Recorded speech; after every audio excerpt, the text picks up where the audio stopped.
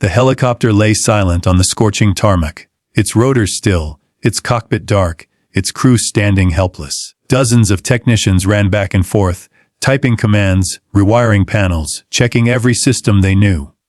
Nothing worked. The aircraft was supposed to take flight in less than an hour for a mission that could not be delayed. Yet it refused to come alive. Frustration filled the air, tension thick as smoke. Then, as tempers rose and hope faded, the base commander made a call no one expected. He dialed a number belonging to a man almost everyone had forgotten, a man who hadn't stepped foot on a military base in decades. And when that old veteran finally arrived, everything changed. The sun beat down on Falcon Ridge Airbase, turning the air into shimmering waves of heat. For 3 hours straight, a team of the base's best technicians had fought to bring the UH-92 Hawkback helicopter back to life. It had gone down during a critical training operation and was urgently needed for an upcoming disaster response mission. Without it, an entire evacuation plan would collapse. Lieutenant Morgan paced back and forth, sweat rolling down his temples. "We're running out of time!" he yelled toward the row of open panels and scattered tools. The technicians worked desperately, their hands blackened with grease, their shirts soaked. They had replaced the ignition coils, tested the electrical pathways, scanned the onboard computer. Nothing. It was as if the helicopter's heart had simply stopped. General Ross, a stern man in his 50s with sharp eyes and a voice that carried across the runway, finally stepped forward. "Report," he demanded. A senior technician shook his head. "Sir, we've tried everything. It won't even start the boot cycle. It's like the aircraft doesn't want to wake up." The general's jaw tightened. The upcoming mission wasn't a routine flight. It was an emergency operation to rescue families trapped by sudden landslides in a nearby region. Every minute lost meant lives at risk. Lieutenant Morgan slammed his fist against a workbench. "We can't just fail." "Someone must know what's wrong." The general remained silent for a moment. His eyes drifted across the helicopter, its paint scratched, a veteran of many missions. Then he spoke quietly. "There is someone." A Morgan frowned. "Sir." A Ross hesitated. The name he was about to speak belonged to a man who had retired decades earlier. A man whose contributions had been buried in old files and fading memories. But Ross knew the truth. This helicopter model, its quirks, failures, hidden weak points, had once been mastered by only one person. General Ross pulled out his phone and dialed.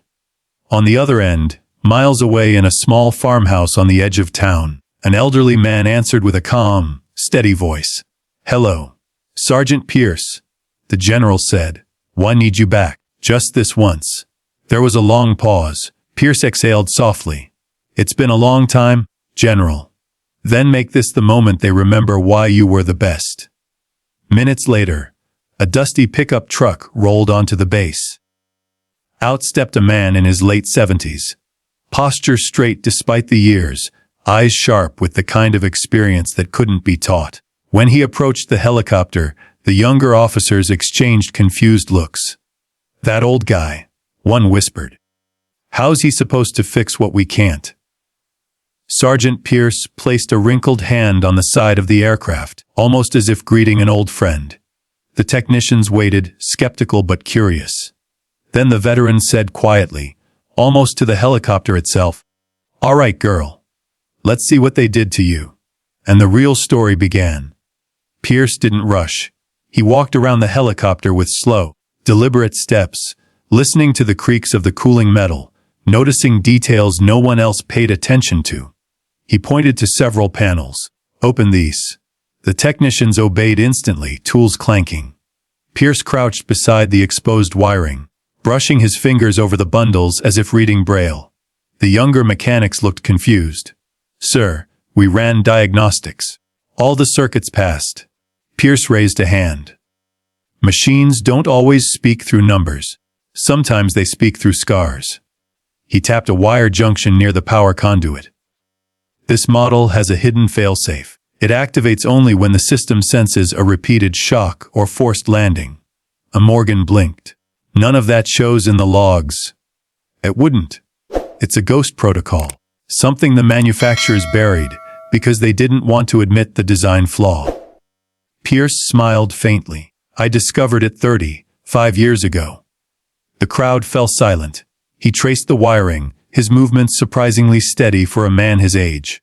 When this activates, the helicopter shuts down its ignition circuit to prevent explosion. The only way to revive it is manual override. General Ross stepped closer. You're saying it can be restarted? Pierce looked up, confidence in his eyes.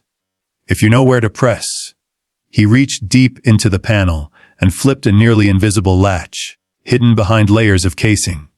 Then he asked for a flathead screwdriver. With careful hands, he adjusted a fuse switch no one else had even noticed. Now, he said, stepping back, let's wake her up. The technicians exchanged doubtful glances but followed his instructions. One of them climbed into the cockpit and turned the ignition key. For a moment, nothing happened. Then click. Whirr. The entire helicopter shuddered, lights flickering, systems surging back to life. Slowly at first, then stronger, until the engine roared with full power. The technicians gasped. Lieutenant Morgan nearly jumped. No way, that shouldn't be possible! General Ross smiled for the first time that day. It's possible when the right man touches the machine. The crew erupted in cheers. Soldiers across the tarmac stopped to watch as the once dead helicopter spun its rotors, ready for the mission. But Sergeant Pierce simply stared at it, eyes soft, not proud, but nostalgic. Morgan approached the old veteran. Sir, how did you learn all this? Pierce chuckled. Because I used to fly her older sisters through storms you kids only read about. The flight crew prepared for departure, and the rescue mission launched on time. Families were evacuated, lives were saved, and the forgotten veteran quietly returned to his truck, ready to go home. But before he could leave, General Ross stopped him. You may have retired, Ross said gently, but today reminded all of us that legends never truly leave the field. Pierce nodded, touched by the words. Just call me if the old girl ever gets stubborn again. And with that, the veteran drove off, the sound of the helicopter's engine humming behind him. Alive again, because of the man everyone had forgotten.